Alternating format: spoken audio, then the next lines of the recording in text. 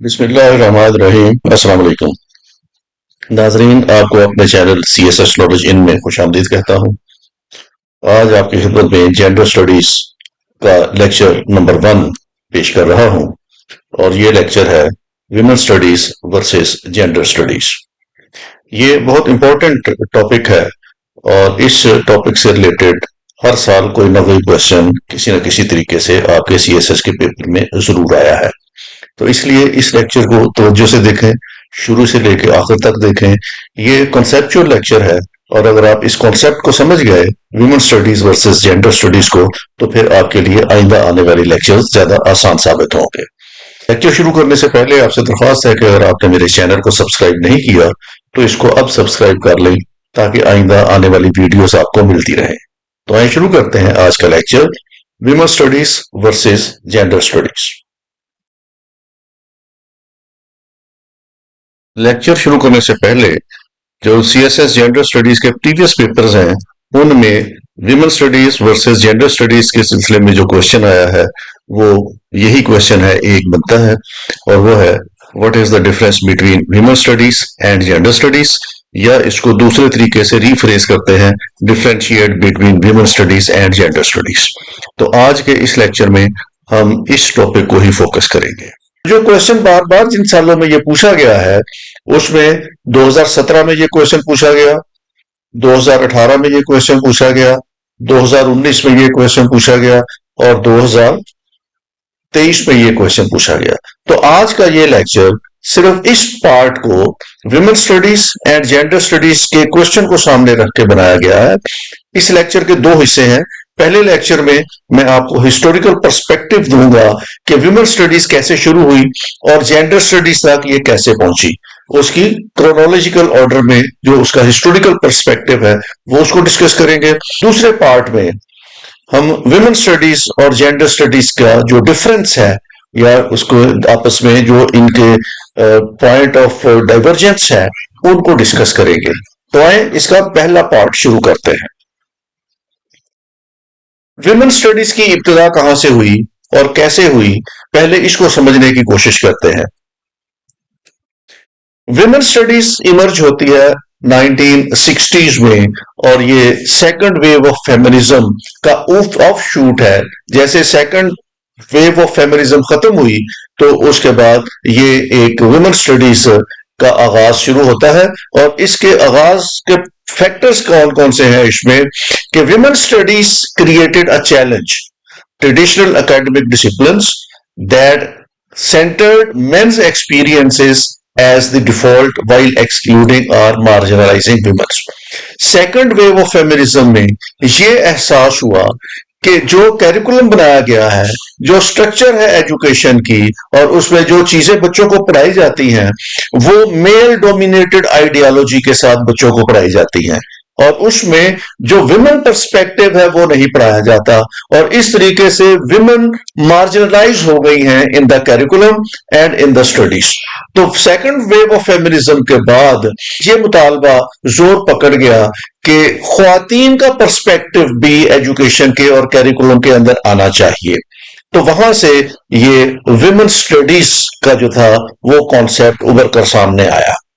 Second phase of feminism के बाद ये बात बिल्कुल अहया हो गई कि जो एकेडमिक डिसिप्लिन्स हैं, यूनिवर्सिटीज हैं, उसमें जो नॉलेज दिया जाता है उसमें ख्वातीन के इंटरेस्ट को, उनके तजुर्बात को और उनकी शनाख्त को यकसर एक्सक्लूड किया गया है या उसको नजरअंदाज किया गया है। Sociology was the major field of study where differences between men and women were observed and explained. तो सोशियोलॉजी एक ऐसा सब्जेक्ट था जिसमें ये मेन और विमेन के डिफरेंस को उजागर किया गया था, उसको ऑब्जर्व किया गया था, उसको एक्सप्लेन किया गया था।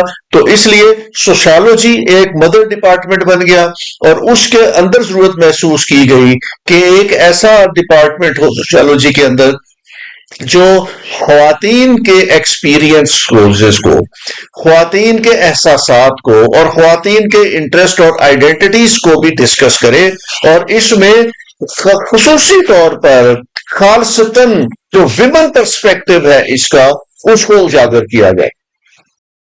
women sociologists pointed out that male bias had left certain gaps in the knowledge about women.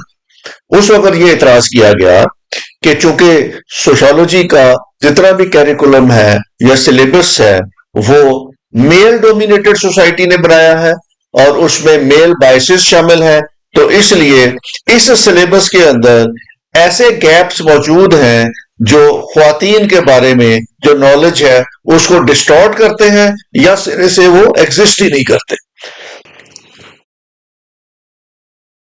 They focused on the experiences and issues that these women faced. तो उस वक्त ये मुतालबा किया गया और खास तौर पर ये विमेन सोशोलॉजिस्ट जो थी या विमेन एक्टिविस्ट थी उनकी तरफ से ये मुतालबा जोर पकड़ गया कि इसमें ख्वातीन के एक्सपीरियंसेस को और इश्यूज को भी शामिल किया जाए और वो इश्यूज शामिल किए जाएं जो ख्वातीन खुद समझती हैं कि उनके लिए ये इश्यूज हैं और ख्वातीन के जो तजर्बात हैं लाइफ के अंदर उनको जो डिफिकल्टीज पेश आ रही हैं उनको शामिल किया जाए कैरिकुलम के अंदर. The push for representation 1960s में ये मुतालबात जोर पकड़ गए और driven by women involved in the civil rights and student protest movements, activists and scholars demanded that universities re-examine curricula that omitted female perspectives. तो लेट 60s में ये मुतालबात जोर पकड़ गए कि यूनिवर्सिटीज के कैरिकुलम को रिवाइज किया जाए, वहां पे जो ख्वातीन समझती हैं कि उनके मसाइल हैं या एक्सपीरियंसेस हैं या उनके जो इंटरेस्ट हैं या उनकी जो डिफिकल्टीज हैं उनको कैरिकुलम का हिस्सा बनाया जाए और उसमें कैरिकुलम में फीमेल पर्सपेक्टिव जो सिरे से मौजूद नहीं है उसको शामिल किया जाए ताकि विमेन के जो मसाइल हैं उनको भी कैरिकुलम का हिस्सा बनाया जा सके. In the late 1960s, USA and mid to late 1970s, UK women studies emerged as a separate discipline. तो 1960 की दहाई में अमेरिका में और 1970 की दहाई में यूके में ख्वातीन के लिए विमेन स्टडीज के सेपरेट डिसिप्लिन्स इमर्ज होना शुरू हो गए. 1969 में कॉर्नेल यूनिवर्सिटी में विमेन स्टडीज का पहला कोर्स इंट्रोड्यूस करवाया गया. 1970 में सैन डिएगो स्टेट यूनिवर्सिटी में विमेन स्टडीज का कोर्स इंट्रोड्यूस कराया गया और first masters degree university of Kent ने 1980 में विमेन स्टडीज में इंट्रोड्यूस करवाई. तो इस तरह यूनिवर्सिटीज में विमेन स्टडीज का सेक्शन बन गया जहां पे विमेन स्टडीज पढ़ाई जाने लगी. अब विमेन स्टडीज का पर्पस क्या था पढ़ाने का? इसका वाहद पर्पस यह था कॉन्शियस रेजिंग ऑफ विमेन, कि विमेन में उनके हुकूक के बारे में एक कॉन्शियस रेज किया जाए. इसका सबसे इंपॉर्टेंट पहलू विमेन स्टडीज को पढ़ाने का was the conscious raising. Women studies courses contain a conscious raising component where the experiences and identities of the students and teachers determine the dynamics of the subject. तो वहां पे जो ख्वातीन teachers थी जो activist थी विमेन एक्टिविस्ट थी वो अपने एक्सपीरियंसेस शेयर करती थी, अपनी डिफिकल्टीज शेयर करती थी और इस तरीके से स्टूडेंट और टीचर्स जो थे वो अपना सिलेबस के डायनामिक्स को खुद डिटरमिन करते थे कि उनकी डिफिकल्टीज क्या है, उनके एक्सपीरियंसेस क्या है और उसका वे आउट क्या हो सकता है. The course contents were closely associated with women activism. तो इसका सारा जितना भी महवर था इन विमेन स्टडीज के सिलेबस का और इसके कोर्स कंटेंट्स का, उसका महवर था कि विमेन एक्टिविज्म, कि विमेन को किस तरीके से एम्पावर करना है.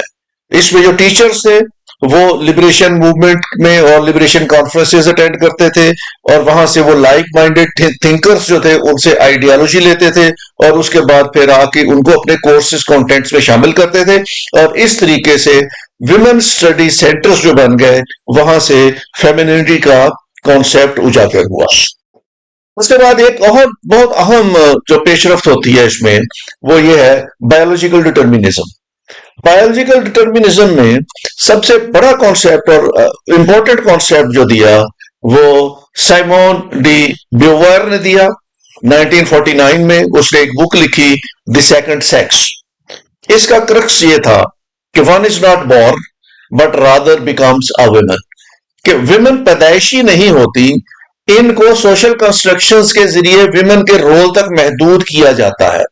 तो यहां से एक नया आगाज शुरू होता है और इसमें establishment of core premise that gender is social construct rather than an immutable biological fact. तो यहां से यह तस्वर उजागर हुआ कि जेंडर एक सोशल कंस्ट्रक्ट है। 1980 की दहाई में एक और अवेकनिंग आई और वो अवेकनिंग थी intersectional awakening. Intersectional awakening black feminist scholars like Bell Hooks critiqued early women's studies for centering only white middle class experiences। तो 1980 की दहाई के अंदर इंटरसेक्शनैलिटी का तस्वर सामने आया जब ब्लैक फेमिनिस्ट एक्टिविस्ट ने यह कहना शुरू किया कि जो वेव्स ऑफ फेमिनिज्म है वो सिर्फ वाइट के गिर्द घूमती हैं और मिडिल क्लास एक्सपीरियंसेस के गिर्द घूमती हैं। उन्होंने कहा कि इसमें ब्लैक जो विमेन है उसको इग्नोर किया गया है और उन्होंने इस बात पे फोकस करना शुरू किया कि इसमें इंटरसेक्शनैलिटी जो है उसको शामिल किया जाए। Intersectionality means how gender, race and class intertwined to create different systems of oppression, के जो तबकात हैं ख्वातीन के अंदर और मुख्तलिफ तबकात हैं, उसमें रेस है, उसमें क्लास स्ट्रक्चर है, वो है, तो अक्रॉस द विमेन फोक्स सबके लिए एक जैसी अपॉर्चुनिटीज होनी चाहिए। और जब इसको जेंडर को हमने और जब विमेन ऑपरेशन को हमने देखना है तो वो सिर्फ वाइट और मिडिल क्लास ख्वातीन के लिए नहीं होना चाहिए, ये अक्रॉस द बोर्ड होना चाहिए। तो यहां से 80s की दिहाई से विमेन स्टडीज में इंटरसेक्शनैलिटी का कॉन्सेप्ट जो है वो शामिल हुआ। तो वहां से एक नया डिसिप्लिन शुरू हुआ, that was men's studies. It was formed in response to the men's rights movement of 1970s।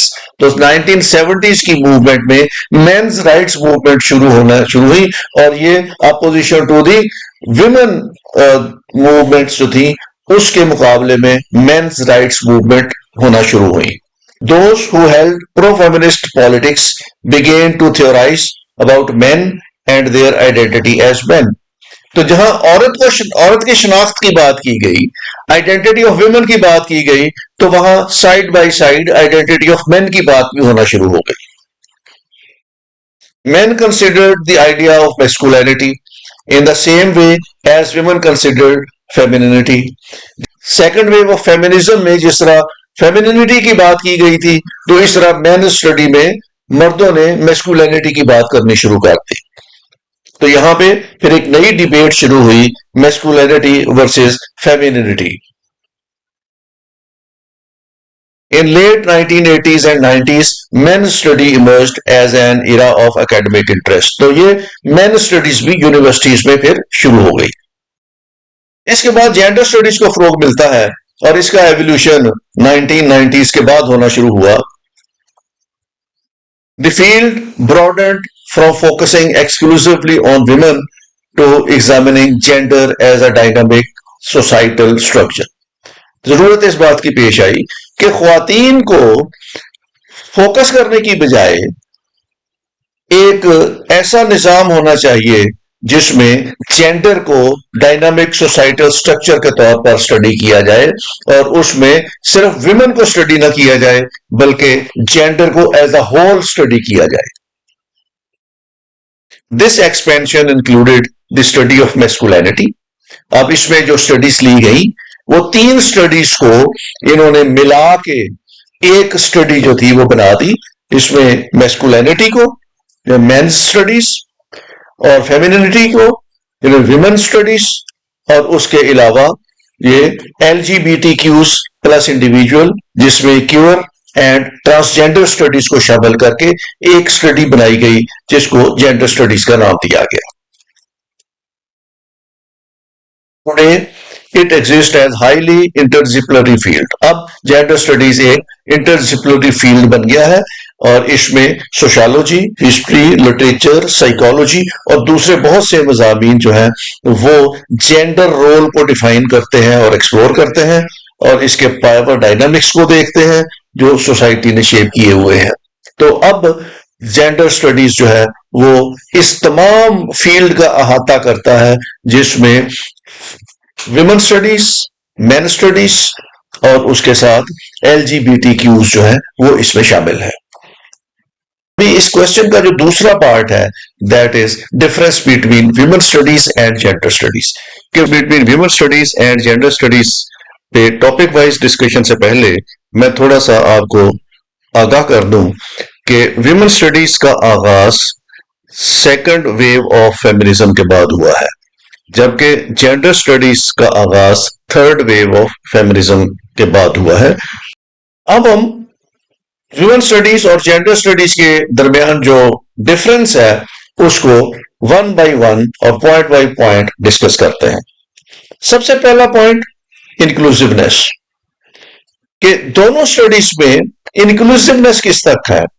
Women studies जो है ये नॉन इंक्लूसिव है और इसमें से सिर्फ विमेन स्पेसिफिक है, ये इंक्लूसिव नहीं है, ये नॉन इंक्लूसिव है।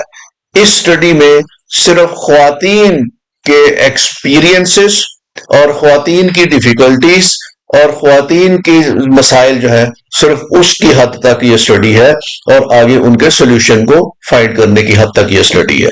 जबकि जेंडर स्टडीज जो है ये इंक्लूसिव है और इसमें ना सिर्फ ये कि विमेन स्टडीज शामिल है, इसमें मेन स्टडीज भी शामिल है और इसमें एलजीबीटी क्यूज भी शामिल है। तो ये स्टडीज ज्यादा इंक्लूसिव है और ये विमेन स्टडीज जो है ये एक्सक्लूसिव है। दोनों के स्कोप में फर्क है।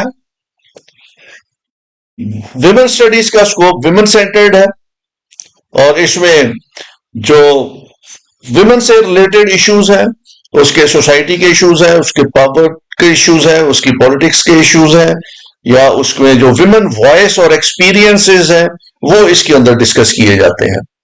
जबकि जेंडर स्टडीज जो है ये ब्रॉडली जेंडर को, तमाम जेंडर्स की नीड को डिस्कस करती है और इसमें तमाम चीजों को शामिल किया गया है। दूसरे लफ्जों में हम कह सकते हैं कि विमेन स्टडीज का स्कोप नैरो है और उसके मुकाबले में जेंडर स्टडीज का स्कोप जो है ये ब्रॉडर स्कोप है। तीसरा पॉइंट है इसका फोकस में फर्क है। दोनों के फोकस में विमेन फोकस कर रहे हैं विमेन फेमिनिस्ट थ्योरीज को, विमेन हिस्ट्री को, सोशल हिस्ट्री को और विमेन्स फिक्शन को, और इसमें विमेन एक्सपीरियंसेस शामिल किए गए हैं। जबकि जेंडर स्टडीज का फोकस बहुत वाइड है, इसमें साइकोलॉजिकल थ्योरीज शामिल हैं, साइको एनालिटिकल थ्योरीज को शामिल किया गया है, पोस्ट स्ट्रक्चरलिस्ट और पोस्ट कॉलोनियल स्टडीज की जाती हैं, क्रिटिकल स्टडी ऑफ मैस्कुलिनिटी की जाती है, क्यूअर थ्योरीज और एलजीबीटी क्यूज को स्टडी किया जाता है और क्रिटिकल रेस और उसके बाद whiteness, ecological feminism and materialistic feminism जैसी चीजों को शामिल किया गया है और टेक्नो साइंस स्टडीज की जाती हैं। तो इसका फोकस जो है जेंडर स्टडीज का ये एक वाइडर पर्सपेक्टिव में स्टडी की जाती है as compare to the women studies जो उसका फोकस सिर्फ और सिर्फ औरतों के मसाइल है। अगला डिफरेंस इसका डिसिप्लिन का फर्क है, ये इंटरडिसिप्लिनरी है और जेंडर स्टडीज जो है ये मल्टी डिसिप्लिनरी है। Women studies is interdisciplinary in nature. It is centered around the social science, arts and humanities rather than the physical sciences and related disciplines such as engineering and medicine. इसमें किसी और discipline को study नहीं किया जाता, सिर्फ वही discipline discuss होते हैं जो ख्वातीन से रिलेट करते हैं और मोस्टली ह्यूमैनिटीज जो है वो इसमें डिस्कस की जाती हैं। जबकि जेंडर स्टडीज मल्टी डिसिप्लिनरी है, इसमें इसकी थ्योरीज को समझने के लिए, जेंडर स्टडीज की थ्योरीज को समझने के लिए बहुत से दूसरे जो फील्ड हैं उनसे मदद ली जाती है, जिसमें इकोनॉमिक्स, बायोलॉजी, साइकोलॉजी और इस तरह के दूसरे फील्ड जो है उनसे मदद ली जाती है। तो जेंडर स्टडी एक मल्टी डिसिप्लिनरी फील्ड है और वुमेन स्टडीज इंटरडिसिप्लिनरी फील्ड है। इनके कंसर्न डिफरेंट है। विमेन स्टडीज का कंसर्न सिर्फ विमेन है, विमेन द ओनली विमेन। ना ये चाइल्ड को डिस्कस करेंगे, ना ये ट्रांसजेंडर्स को डिस्कस करेंगे, ना ये और इश्यूज जो है उनको डिस्कस करेंगे, ये सिर्फ विमेन के इश्यूज को डिस्कस करते हैं। जेंडर स्टडीज में मेन स्टडीज है, विमेन स्टडीज है, और इसके बाद सेक्सुअलिटी, और उसके बाद जेंडर स्टडीज के बाकी जो फील्ड है वो इसमें डिस्कस किए जाते हैं, जो मैंने आपको पिछली स्लाइड में बताए थे कि इसमें LGBT वगैरह डिस्कस किए जाते हैं। कॉन्शियसनेस का फर्क है। जो विमेन स्टडीज है इसका फोकस कॉन्शियसनेस है, to raise the conscious of the women folks. तो इसका एक बड़ा इंपॉर्टेंट पहलू विमेन स्टडीज का है कॉन्शियसनेस, जबकि जेंडर स्टडीज जो है इसमें कॉन्शियस रेजिंग नहीं है, ये इसमें बिल्कुल नहीं है, बल्कि इसके अंदर जो इक्वालिटी की बात की गई है। अगला जो डिफरेंस है that is activism.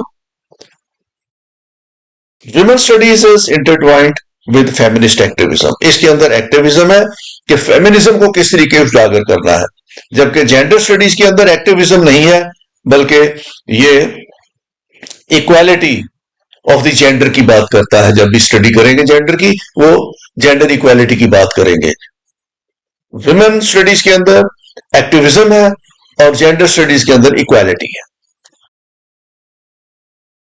Point number 8 है पर्पस। विमेन स्टडीज का पर्पस क्या है? Status of women, assess the status of women, improve the status of women. और जेंडर स्टडीज का क्या है? Gender equality. किस फील्ड के अंदर?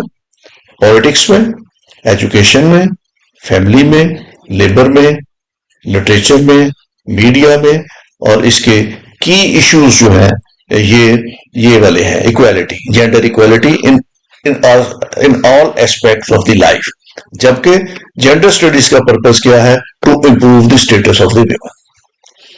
Core analytical lens, women life experiences as the centre starting point for research. तो इसमें basic जो एनालिटिकल लेंस है वो है विमेन एक्सपीरियंस।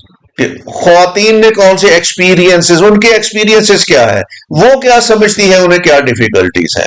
तो इसका कोर एनालिटिकल लेंस ही सिर्फ ये है कि तो विमेन की ओपिनियन में उनके कौन से कोर एनालिटिकल लेंसेज हैं, और वो सिर्फ फोकस करता है विमेन के अराउंड, कि जिस तरह उन्होंने परसीव कर लिया कि हमारे ये इश्यूज हैं, उनकी परसेप्शन पे चलना है सारा कुछ।